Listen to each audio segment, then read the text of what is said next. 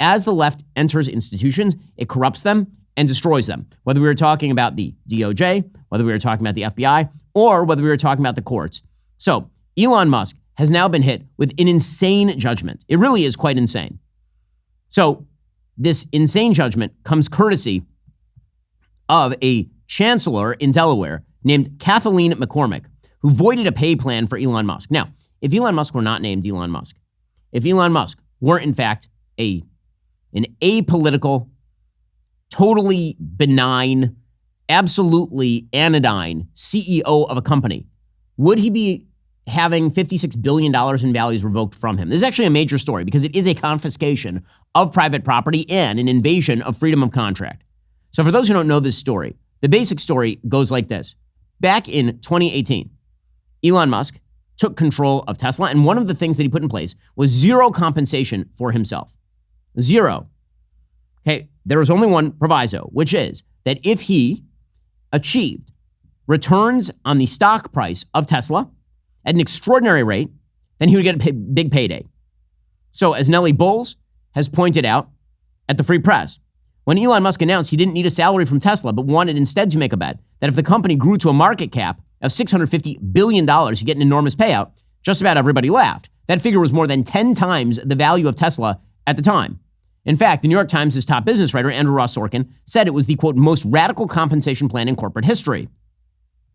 Sorkin said, quote, he gets no salary, cash bonus, equity. He gets only equity that vests over time, but only if he reaches these hurdle rates, which are, I dare I say, crazy. The Washington Post-owned business writer said that the deal was, quote, the Elon Musk of corporate pay deals, a cocksure all-or-nothing moonshot into history. Nobody suggested this was a deal that was designed to bankrupt Tesla, or that the deal was an insider deal or anything.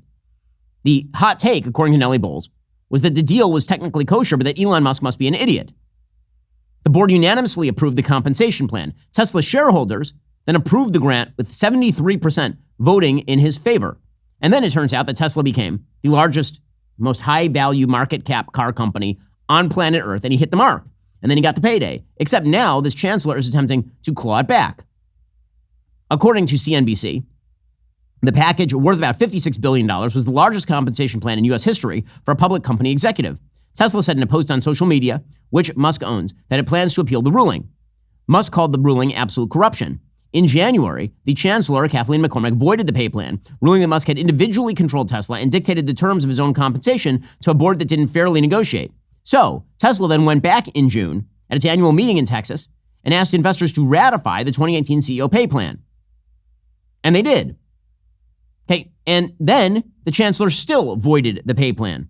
McCormick wrote, quote, even if a stockholder vote could have a ratifying effect, it could not do so here. Were the courts to condone the practice of allowing defeated parties to create new facts for the purpose of revising judgments, lawsuits would become interminable. That is the stupidest argument in human history. So if there is a trial, and then after the trial, you and I decide that we are going to have a settlement, does the judge suddenly declare, or in the middle of the trial, we decide that we're going to go outside and have a settlement, does the judge declare that settlement talks are bad because the settlement talks would somehow preclude a judgment from being found? That is not how that works. No one believes that's how the judicial system works. Who actually got paid? Well, somebody did, as it turns out. Money did change hands. McCormick ended up approving a $345 million attorney fee award for the lawyers who successfully sued on behalf of a minority of Tesla shareholders in order to void Musk's pay plans. The lawyers got super rich, as always.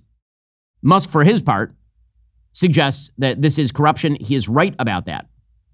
It is ridiculous. It is a taking in violation of the Constitution of the United States, and you would imagine that Musk is going to appeal here. But you wonder why these institutions are widely perceived as corrupt. This is why they are widely perceived as corrupt. The system on every level is now widely perceived as corrupt, and that is a problem. It is a real problem. It is a problem from the DOJ to the FBI to the Delaware Chancellery of Law.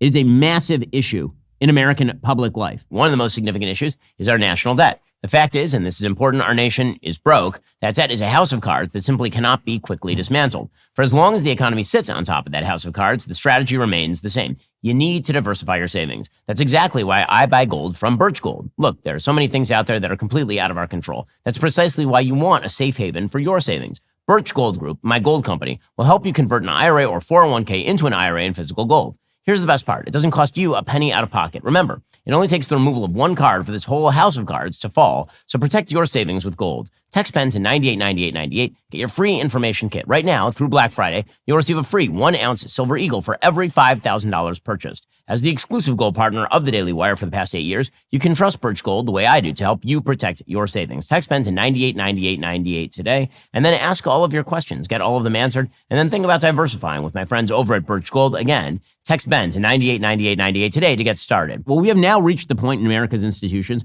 where the institutions are perceived by the American public as so corrupt that they require a cleansing. And that is what Donald Trump is pledging to do. Now, is that going to restore a sense of normalcy in the institutions? No, I think that it takes a long time for a sense of normalcy to ever be restored to these institutions. They may have to be completely torn to the ground and rebuilt in order for that legitimacy to return. I mean, that's how badly these institutions have been corrupted. And that predates what is happening here with Joe Biden and Hunter Biden. It's just that Joe Biden and Hunter Biden are making perfectly clear to everybody how corrupt all of this is. It's still fun to watch some Democrats try to defend Joe and Hunter. I mean, you have to give points to Whoopi Goldberg for efforts. Whoopi Goldberg over on The View, she said, don't worry, Joe never lied. Joe never lied. Man, they don't pay her enough to be this kind of partisan. Seriously. I mean, she's getting paid a lot of money. She's not getting paid enough by the Democratic Party, that's for sure. I respect it as a parent. I understand why he would do it. Yeah. But I wonder to understand why lie about it for so long. I would stop calling it a lie. Okay, why repeatedly say you're not going to and you do? And secondarily, for the part of this country, half of it that doesn't support Biden, doesn't know him personally, doesn't get to have phone calls, and they're just looking at a system that seems like it only benefits the people who are in power. I'm going to say, what precedent does that set? Well, here's what it sets. It's a precedent for all of us to open our eyes because we've elected someone who is in a similar situation, who didn't have a drug problem, who knew what he was doing, who clearly stood and said, I can do this. And he did it. So I think, for many, many reasons, this is very different than any other situation that we have ever dealt with. Because when we're talking about who gets a pardon and who doesn't get a pardon, this man, I think Biden had no intentions of pardoning Hunter. And I think the more stuff that went down, I think he said, well, why am I busting my behind to stay straight and do this when nobody else is, when no one else is doing it? Okay, and as Alyssa Farah points out, the actual reason that Joe said that he wasn't going to pardon Hunter is because he figured that Kamala Harris would. He figured that Kamala Harris would commute a sentence after she was elected president of the United States. And then hilariously, because God has an amazing sense of humor, Kamala Harris somehow blew the election to Donald Trump in historic fashion. Okay, well, there is one piece of good news for Republicans aside from the obvious exposure of the Democrats as venal, corrupt, and power hungry, and that is the unintended consequence of giving a pardon to Hunter Biden is he can no longer plead the Fifth Amendment. It's a point I made yesterday on the show, seconded by Senator Tom Cotton, another Harvard Law School graduate from Arkansas. Here is Senator Cotton.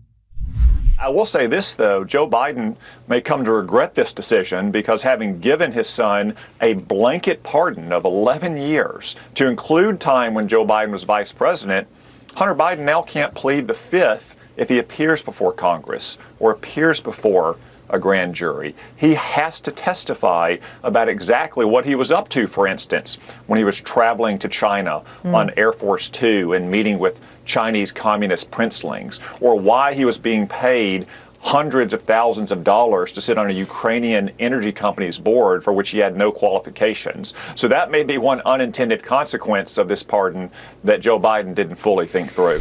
Okay, that is absolutely true. Now, again, when it comes to the corruption of our institutions, that continues apace. And it really is a crisis point in America with regard to the corruption of these institutions. See, as a conservative, I think that institutions are really crucial. They shape the people who go into them. There's a reliance for our liberty on functional institutions. And as those institutions are hollowed out and become corrupt, it makes it very, very difficult for liberty to become the baseline that we all live with. So, for example, when it comes to free markets, you require a couple of things for free markets to function. One, private property, obviously, and two, consistent rule of law. If there's no consistent rule of law, and anybody can grab anybody else's property at any time, or the government can come in and seize your property at any time, there is no way for markets to function because you have no incentive to invest. You know that the money can get stolen at any time. You need workable, consistent rules with institutions that act in unbiased fashion. Well, all of this is now going by the wayside throughout our institutions. This is the corruption of the left. The left has unfortunately always been a sort of postmodernist institution in the sense that it's all about power. Going all the way back to Karl Marx, the argument is that pretty much all human relations are power dynamics and power relations. And thus, you are justified in using any means necessary to accomplish your goals. That was only made clear, obviously, over the course of the 20th century by people on the left. But it's now become part and parcel of pretty much every institution. Are you tired of the lies and the twists of the mainstream media talking points? Yeah, me too. Join me in my newest series, Fact, where I dismantle and bring truth to this tiring mainstream agenda.